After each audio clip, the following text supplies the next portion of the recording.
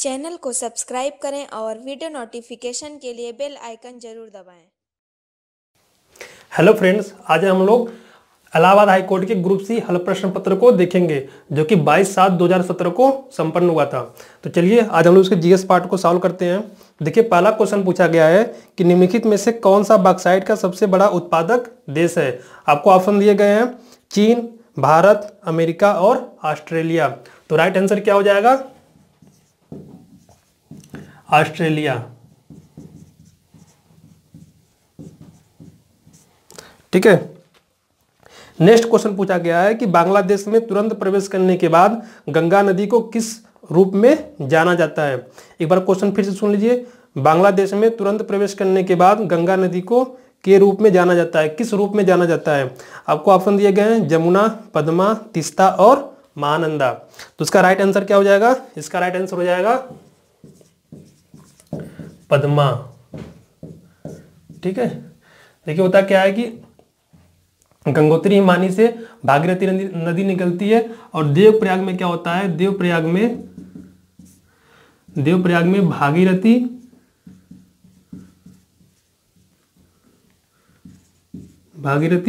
अलकनंदा से मिलती है। ठीक है, जिसको संयुक्त रूप से किस नाम से जाना गया है? गंगा नदी के नाम से। और यही नदी आगे बढ़ती है और बढ़ते बढ़ते जब बांग्लादेश में प्रवेश करती है बांग्लादेश में, तो वहाँ पे वो पद्मा नाम से आगे बढ़ती है। किस नाम से? पद्मा नाम से। और इधर से एक नदी आ रहा होता है ब्रह्मपुत्र नदी बांग्लादेश में, जिसको जमुना नदी के नाम से जाना जाता है। पद्मा और जमुना आपस में मिलते हैं और आगे जमुना नदी के नाम से आगे बढ़ते हैं। फिर जैसे और आगे जाते हैं उसमें एक और नदी मिलती है जो कि मेघना नाम की होती है। ठीक है, मेघना नाम की होती है। और जमुना मेघना मिलने के बाद यह आगे जिसकी जलधारा होती है वह मेघना नाम से आगे बढ़ती है और फिर आगे चलकर बंगाल खाड़ी में मेघना नाम की नदी के नाम से गिर जाती है। ठीक है। देखिए, अगला क्वेश्चन है, पूछा गया है कि निम्नलिखित में से कौन सी अंडमान निकोबार द्वीप समूह की सबसे ऊंची चोटी है। आपके ऑप्शन दिए गए हैं Mount Diavolo, Mount Koyob, Saddle Peak और माउंट थुलियर। ठीक है। आपका राइट आंसर क्या हो जाएगा? Saddle Peak, C option. ठीक है। इसकी ऊंचाई कितनी है? इसकी ऊंचाई है 732 मीटर। नेक्स्ट क्वेश्चन है कि भारतीय संविधान के 91वें संशोधन के तहत मंत्रिपरिषद के सदस्यों की संख्या लोकसभा या विधानसभा के कुल सदस्यों की संख्या के ... प्रतिशत से अधिक नहीं होगी। ठीक है। आपके ऑप्शन दिए गए हैं 5, 10, 15 और 20। तो सबको पता है कितना है? यह है 15%। ठीक है। पांचवा क्वेश्चन देखते हैं। पांचवा क्वेश्चन पूछा गया है कि सर्वोच्च न्यायालय के कौन से न्यायाधीश के विरुद्ध भारतीय संसद में पहली बार महाभियोग चलाया गया था। आपके ऑप्शन दिए गए हैं Saumitra Sen, V Ramaswamy, PD Dinakaran and CS Karnan. ठीक है।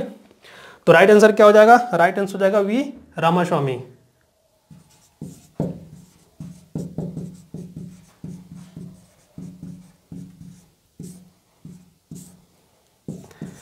छठा क्वेश्चन देखते हैं। छठे क्वेश्चन पूछा गया है कि साइबर कानून भारतीय संविधान की ... के अंतर्गत आता है। साइबर कानून भारतीय संविधान की को ...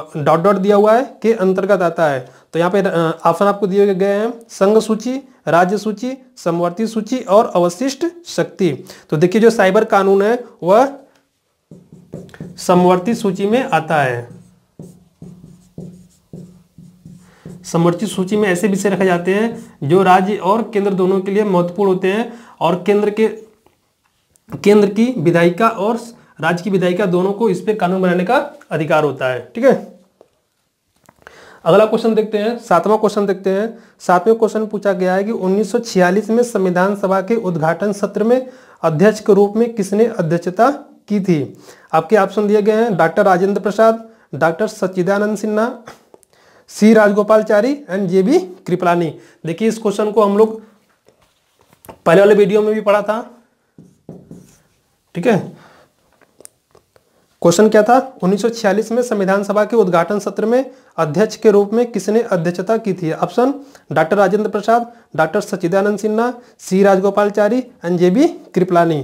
तो राइट आंसर क्या हो जाएगा? बी, सच्चिदानंद सिन्हा।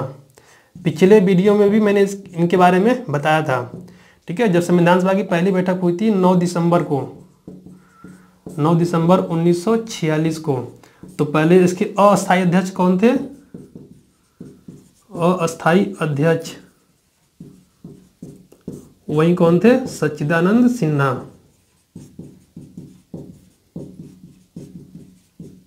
अब आगे चल करके 11 दिसंबर की बैठक होती है, 11 दिसंबर 1946 को, तो इसके जो अस्थाई परमानेंट जो इसके प्रेसिडेंट बनते हैं, अध्यक्ष बनते हैं, वो कौन बनते हैं? वो बनते हैं डॉक्टर राजेंद्र प्रसाद,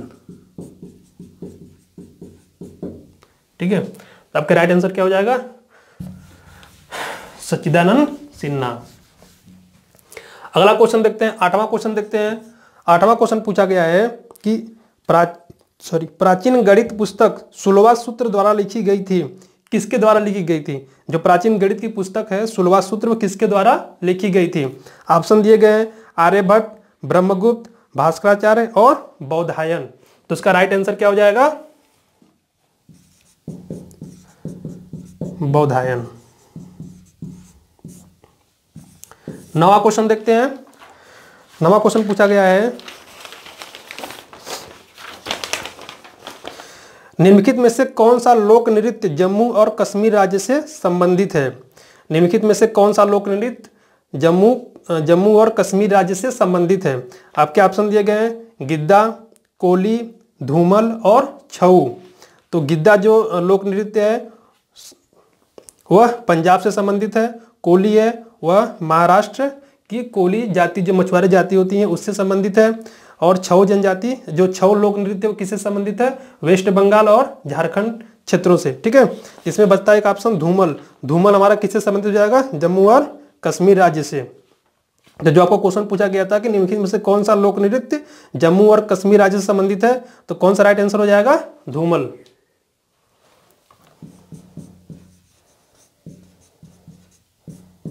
दसवां क्वेश्चन देख लेते हैं। 10वें क्वेश्चन पूछा गया है कि निम्नलिखित में से कौन सा बिहार राज्य में प्रचलित लोक रंगमंच का रूप है? क्वेश्चन बार फिर से सुन लीजिए, निम्नलिखित में से कौन सा बिहार राज्य में प्रचलित लोक रंगमंच का रूप है? आपके ऑप्शन दिए गए हैं जात्रा, झूमर, तमाशा और विदेशिया। तो राइट आंसर क्या हो जाएगा? डी, विदेशिया के। और जो ऑप्शन दिए गए हैं इसमें कि कौन कौन सा है? झूमर दिया है, झूमर हमारा झारखंड से संबंधित है, ठीक है। एक और ऑप्शन दिया है आपका जात्रा, जात्रा बंगाल, बिहार और उड़ीसा से संबंधित है, ठीक है। एक और ऑप्शन दिया था तमाशा। तमाशा कहाँ से संबंधित है? तमाशा आपका महाराष्ट्र से संबंधित है, ठीक है। इसको भी रट डालिएगा। चलिए अगला क्वेश्चन देखते हैं। आपका 11वां क्वेश्चन देखते हैं। 11वां क्वेश्चन पूछा गया कि आभूषण जोशान, आभूषण जोशान, जोशान शरीर में पहना जाता है कहां पर? सिर पर, नाक में, बांह पर और पैर की उंगली में। तो राइट आंसर क्या हो जाएगा? बांह। इसका राइट आंसर आपका सी हो जाएगा कि जीशान को बाजू भी बोलते हैं, ठीक है। क्या होता है कि हाथ में कोहनी के ऊपर जो पहना जाता है और कंधे के नीचे, ठीक है, उसको जोशान के नाम से जाना जाता है। अगला क्वेश्चन देखिए, अगला क्वेश्चन पूछा गया है कि कौन से प्रसिद्ध सूफी संत को चिराग ए दिल्ली के रूप में जाना जाता है। आपके ऑप्शन दिए गए हैं बख्तियार काकी, निजामुद्दीन औलिया, शेख नसीरुद्दीन महमूद और अमीर खुसरो। तो आपका राइट आंसर आपका क्या हो जाएगा, क्वेश्चन नंबर 12 है का सी हो जाएगा, नसीरुद्दीन महमूद।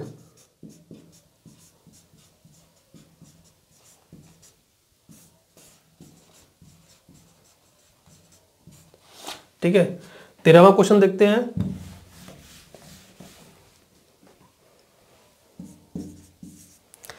तेरहवां क्वेश्चन पूछा गया है कि लखनऊ में आयोजित, चलिए करंट क्वेश्चन है मैं इसको स्किप कर रहा हूं, नेक्स्ट क्वेश्चन देखते हैं। 14वां क्वेश्चन देखते हैं। 14वां क्वेश्चन देखते हैं कि 2018 में फीफा विश्व कप फुटबॉल टूर्नामेंट कहां पर आयोजित किया गया था। आपको ऑप्शन दिया गया है ब्राजील, जर्मनी, रूस और फ्रांस। तो कहां पे किया गया था, रूस में। ये कब हुआ है, 2018 में। जो अगला होने वाला कब होगा, 2022 में। कहां पे, किस देश में होगा, कतर में। इसको जरूर याद रखिएगा, कतर। 15 क्वेश्चन देखते हैं। 15वां क्वेश्चन पूछा गया है कि देश के 50 से अधिक वर्षों के गृहयुद्ध को समाप्त करने के अपने प्रयासों के लिए किसको नोबेल शांति पुरस्कार 2016 से सम्मानित किया गया है। आपके ऑप्शन दिए गए हैं, इन नोबेल का शांति पुरस्कार के बारे में बात करा 2016 के।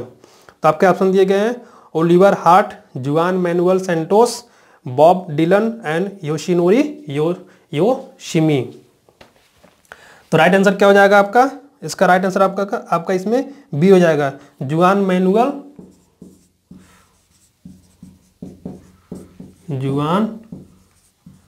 Manual CentOS. ठीक है, ये 2016 का है शांति पुरस्कार। अगर हम लोग 2018 की बात करें, 2018 में 2 लोगों को मिला है। एक दक्षिण अफ्रीका के हैं, सॉरी अफ्रीका के कांगो से हैं। ठीक है, और एक दूसरी जो इसमें है वो है इराक की, एक दूसरी जो है वो इराक की है। कौन है, नादिया मुराद।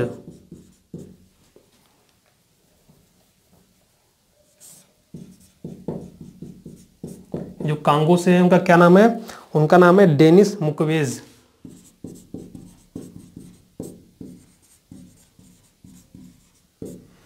इन दोनों लोगों को, नादिया मुराद और डेनिस मुक्वेज, इन दोनों लोगों को क्या हुआ है, इन दोनों लोगों को इस बार का 2018 का शांति का नोबेल पुरस्कार प्रदान किया गया है।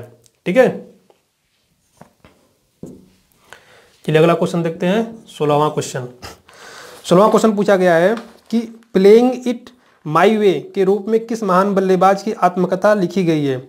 ऑप्शन दिए गए हैं सुनील गावस्कर, ब्रायन लारा, राहुल द्रविड़ और सचिन तेंदुलकर। सबको पता है प्ले इट माई वे किसने लिखा है, किसकी जीवनी है, सचिन तेंदुलकर की।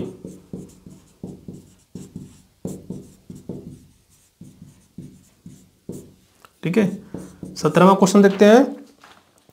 17वें क्वेश्चन का भी करंट क्वेश्चन है। उसमें पूछा गया प्रधानमंत्री नरेंद्र मोदी ने अप्रैल 2017 में उड़े देश का आम नागरिक, जो उड़ान उनकी योजना थी, तो उड़ान योजना के तहत ... के लिए पहली क्षेत्रीय उड़ान को हरी झंडी दिखाकर रवाना किया गया। कहां से कहां तक के उड़ान के लिए, जो उसकी पहली उड़ान थी उसके लिए झंडी कहां से कहां तक उड़ान के लिए दिखाई गई थी। तो आपके ऑप्शन दिए गए हैं मुंबई से नांदेड़, शिमला से दिल्ली, मुंबई से शिरडी और दिल्ली से नैनीताल। तो आपका राइट आंसर क्या हो जाएगा, शिमला से दिल्ली। शिमला से दिल्ली तक। चलिए 18वां क्वेश्चन देखते हैं। देखिए 18वां क्वेश्चन पूछा गया है कि भारत ने फाइनल में ... दिया हुआ है को हराकर 2016 जूनियर विश्व कप हॉकी जीता था, जो दिसंबर 2016 में लखनऊ में आयोजित किया गया था। ये आपका करंट क्वेश्चन है। यहाँ पे आपको स्पोर्ट से कोई और क्वेश्चन पूछा जा सकता है इस तरह का।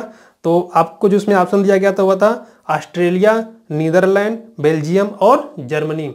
तो उस समय जो भारत ने जीता था वो किसको हराकर जीता था, वह बेल्जियम को हराकर भारत ने जीता था 2-1 से। ठीक है, 19वां क्वेश्चन देख लेते हैं। 19वां क्वेश्चन पूछा गया है कि जनगणना 2011 के अनुसार उत्तर प्रदेश के निम्नलिखित में से कौन से जिले में साक्षरता दर सबसे अधिक है। साक्षरता दर पूछ रहा है सबसे अधिक किस जिले में था उत्तर प्रदेश के। तो आपके ऑप्शन दिए गए हैं इलाहाबाद, गौतम बुद्ध नगर, गोरखपुर और मुरादाबाद। तो इसमें राइट आंसर क्या हो जाएगा, गौतम बुद्ध नगर।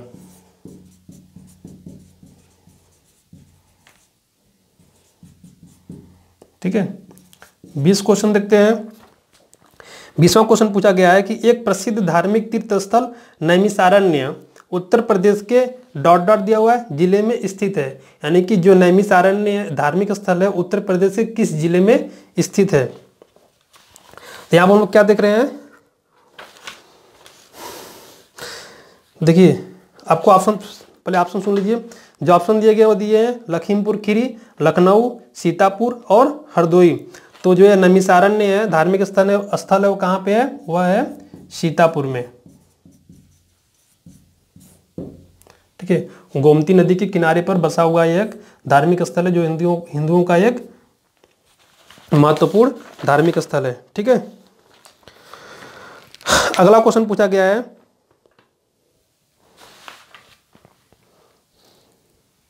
आपका अगला क्वेश्चन पूछा गया है कि महाराष्ट्र में नई शिक्षा और सामाजिक सुधार के एक उत्कृष्ट कार्यकर्ता गोपाल हरि देशमुख थे जो बाद में डॉट डॉट दिया हुआ है के उपनाम से प्रसिद्ध हुए थे। आपके ऑप्शन दिए गए हैं लोकमान्य, लोकहितवादी, लोकप्रिय या फिर लोक नायक। देखिए इसके इस जो क्वेश्चन पूछा है एग्जैक्ट मैंने इसको पूरा आप लोगों को, जब आप लोग मेरे हिस्ट्री के प्ले लिस्ट में जाएंगे जो मेरा चलता है कंटिन्यू क्लास, तो उसमें आप लोगों ने देखा होगा जब मैंने धर्म सुधार आंदोलन पढ़ाया था तो मैंने उसमें गोपाल हरि देशमुख के बारे में अच्छे से बताया था।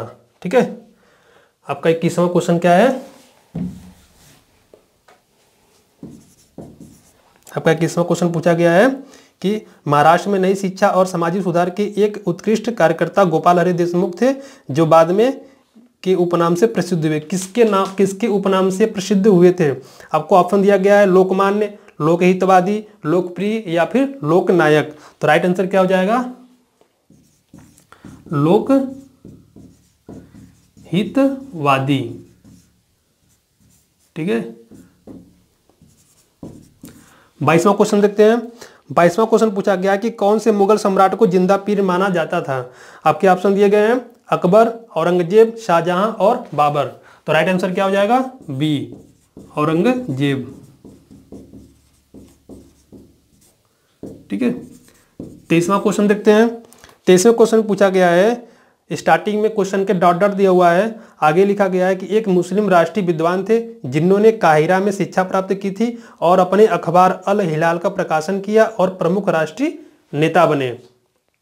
आपके ऑप्शन दिए गए हैं मौलाना अबुल कलाम आज़ाद, मौलाना मोहम्मद अली, मोहम्मद अली जिन्ना, मौलाना जफर अली खान।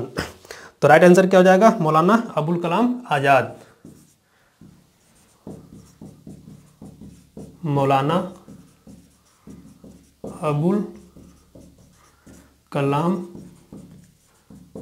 आज़ाद।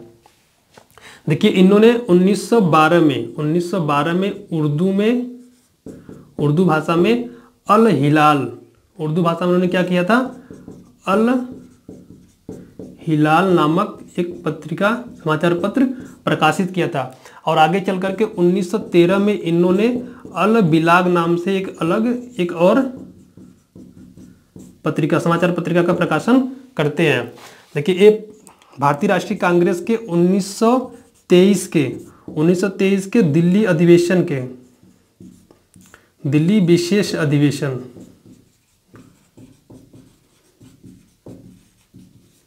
दिल्ली विशेष अधिवेशन क्या होते हैं, अध्यक्ष बनते हैं। किसके, इंडियन नेशनल कांग्रेस के। और आज़ादी के पहले कांग्रेस के सबसे युवा अध्यक्ष बनने वाले यह थे। ठीक है, सबसे कम उम्र में यह भारतीय राष्ट्रीय कांग्रेस के अध्यक्ष बने थे। जिस समय 1923 में जब ये अध्यक्ष बने थे तो उसमें उनकी आयु कितनी थी, 34 वर्ष, 34 ईयर्स। ठीक है, आगे चलकर क्या होता है, आगे चल करके 1940 में रामगढ़ अधिवेशन में, कहाँ पे, रामगढ़ कांग्रेस अधिवेशन में एक बार फिर से यह अध्यक्ष बनते हैं और कंटिन्यू 1940 से लेकर के 1945 तक यह 1940 से लेकर 1945 तक क्या होते हैं, ये अध्यक्ष कंटिन्यू बने रहते हैं।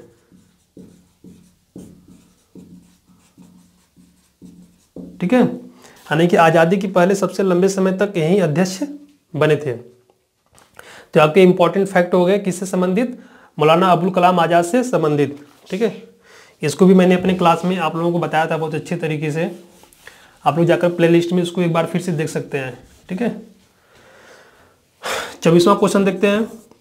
24वां क्वेश्चन पूछा गया है कि कौन से अधिनियम के विरुद्ध 1919 में गांधी जी ने सत्याग्रह सभा प्रारंभ की थी और जिसके सदस्यों ने इस अधिनियम की अवज्ञा करने के प्रति वचन लिया था।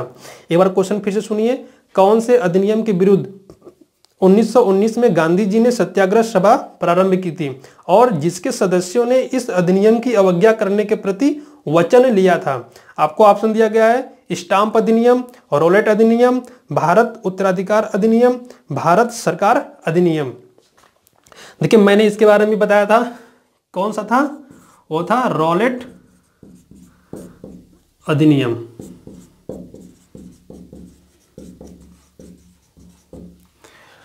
हमारे हिस्ट्री की वीडियो की प्लेलिस्ट में लास्ट वीडियो अभी यहीं पड़ी हुई है। ठीक है, कौन सा, रोलेट अधिनियम 1919।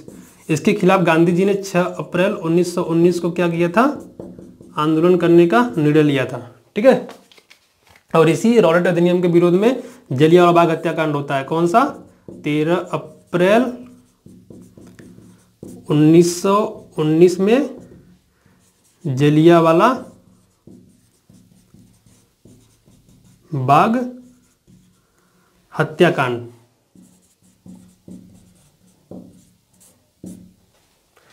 ठीक है ना, डेट कितना है, 13 अप्रैल 1919।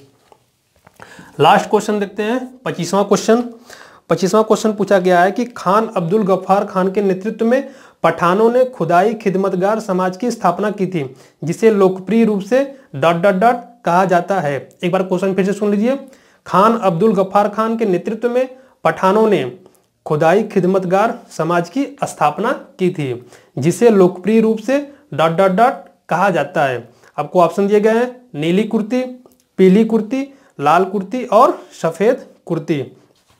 तो देखिए इस क्वेश्चन के बारे में भी मैंने पिछले वाले जो सॉल्यूशन दिया था मैं उसमें मैंने बताया था। ठीक है, और हमारे वीडियो के प्लेलिस्ट में भी इसके फैक्ट से संबंधित सारी जानकारी पड़ी हुई है। तो देखिए 1929 में क्या हुआ था, 1929 में खान अब्दुल गफ्फार खान ने खुदाई खिदमतगार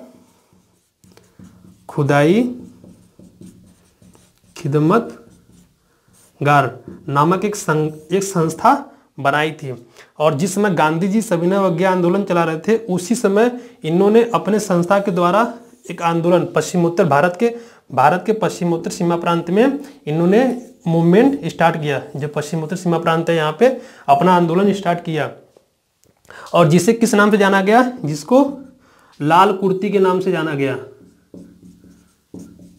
लाल कुर्ती, जिसको अंग्रेजी में क्या बोलते हैं, रेड शर्ट। ठीक है, आपके ऑप्शन में लाल कुर्ती दिया हुआ है, रेड शर्ट के नाम से जाना गया है। देखिए इसको किसने शुरू किया था, इसको शुरू किया था खान अब्दुल गफ्फार खान अब्दुल गफ्फार खान ने, इनको सीमांत गांधी के नाम से भी जाना जाता है, सीमांत गांधी, या फिर बादशाह खां के भी नाम से जाना जाता है, बादशाह खां के नाम से भी जाना जाता है। तो देखिए जितने भी क्वेश्चन में अधिकांश जो हिस्ट्री से जो क्वेश्चन अधिकांश हो हमारे जो मैंने अभी तक क्लासेस लिए हैं उसमें से वहाँ से डायरेक्ट क्वेश्चन पूछे गए हैं। ठीक है, और अभी जो पिछला मैंने सोल्यूशन दिया था वहाँ से भी कुछ क्वेश्चन रिपीटेड है। तो आप लोग ऐसे ही वीडियो को देखते रहिए और इसको अधिक से अधिक शेयर करिए। कोई प्रॉब्लम आती है तो आप लोग कमेंट बॉक्स में जरूर लिखिएगा। धन्यवाद।